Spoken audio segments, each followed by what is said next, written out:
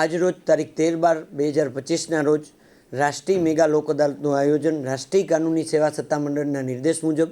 અને ગુજરાત રાજ્ય કાનૂની સેવા સત્તામંડળના ઉપક્રમે જિલ્લા કાનૂની સેવા સત્તામંડળ રાજકોટ દ્વારા સમગ્ર રાજકોટ જિલ્લામાં કરવામાં આવેલ છે। આજરોજ સમગ્ર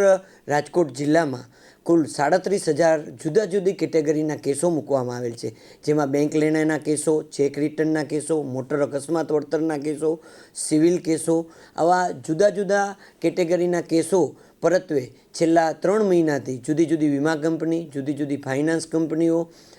પ્રાઇવેટ પક્ષકારો વગેરે સાથે જુદા જુદા પ્રકારની મિટિંગો યોજી અને પક્ષકારો વચ્ચે સુમેળભર્યા સંબંધો જળવાઈ રહે અને પોતાના કેસમાં સમાધાન થકી કેસનું નિરાકરણ થાય તો તેનાથી બંને પક્ષકારોને ખર્ચ, સમય અને વ્યય આ તમામ વસ્તુઓમાં ફાયદો થાય છે।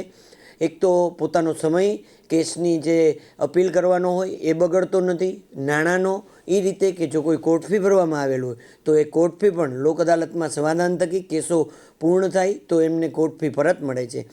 લોક અદાલતમાં સમાધાનથી કેસ ફેસલ થાય એ તકરાર નિવારણનો શ્રેષ્ઠ વિકલ્પ છે અને બંને પક્ષકારો હસતા મોઢે લોક અદાલતમાંથી સમાધાન થકી કેસનો નિકાલ થવાથી પોતાના ઘરે જાય છે।